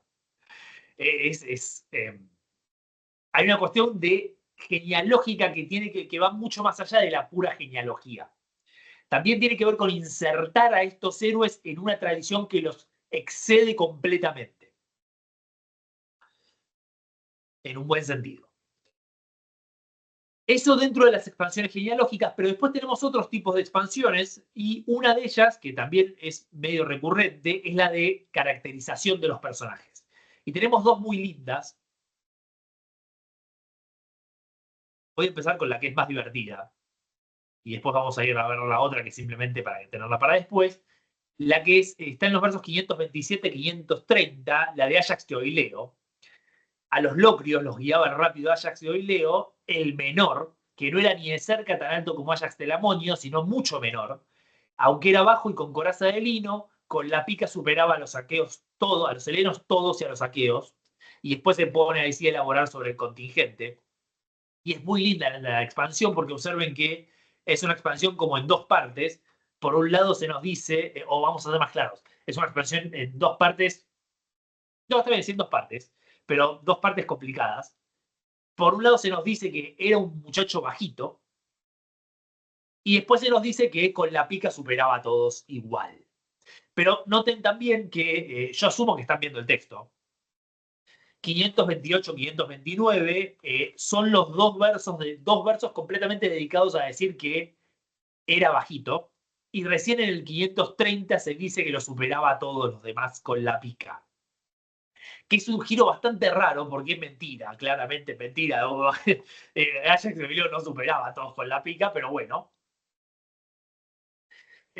Hay también una cuestión de cuál es el alcance, todos los helenos, todos y los aqueos, pero no me voy a meter en eso, y la cuestión de la coraza de lino, que también es un tema, pero no me voy a meter en eso. Lo importante acá es marcar cómo se caracteriza al héroe.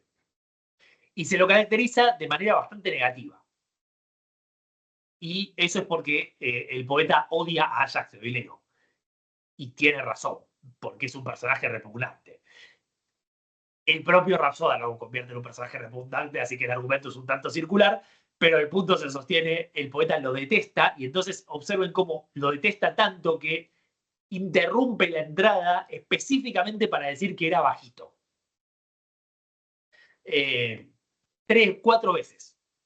Vamos a ser claros. Dice 4 veces en 2 versos que era bajito. Le dice Meion, Utitosos, Geojosos, Telamonios Ajax, Alá Polimelion, Oligosmeneen.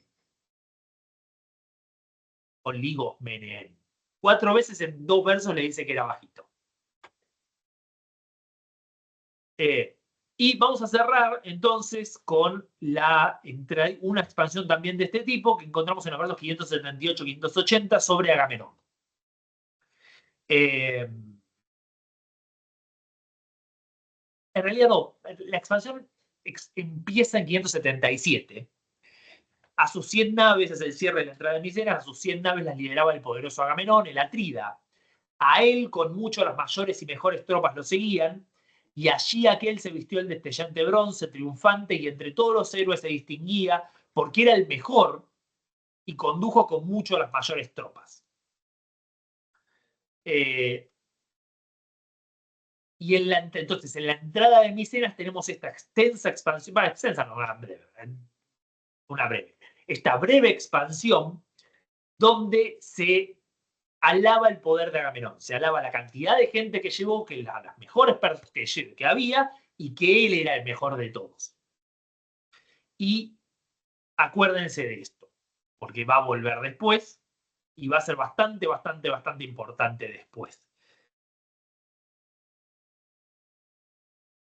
Bien, y con esto cerraríamos entonces,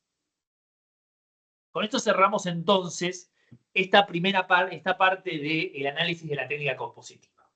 Como pueden ver, la cosa es bastante complicada y trabaja en un montón de niveles, pero todo confluye relativamente bien. La organización a nivel geográfico, tanto macro como micro, obviamente facilita el proceso de composición y de memorización, pero también la manera para poder entender el catálogo cuando uno lo está escuchando. Y en el medio tenemos, o más bien junto con esto, tenemos una serie de técnicas para poder variar un poco la repetitividad de escuchar un montón de nombres de lugares. Por un lado, la propia variación de la manera en que estos nombres se introducen, por otro lado, el uso de expansiones. Y todo esto en el contexto de un catálogo que se introduce en el centro de una estructura anular en el medio de la salida del ejército. Estos contingentes no están simplemente siendo numerados, están marchando a la guerra. Y eso no hay que olvidárselo. Estos contingentes están siendo introducidos mientras marchan a la guerra. Vamos a hacer una pausa entonces ahora y vamos a volver unos 15 minutos y vamos a empezar a estudiar cómo todo esto tematiza algunos problemas absolutamente centrales del poema. Y eso es todo, si no hay ninguna pregunta. Bien, entonces vamos a cerrar por acá esta parte de la clase y nos vamos a ver nosotros acá en unos minutos y ya los que estén viendo esto por YouTube, nos vemos en el próximo video. Bueno,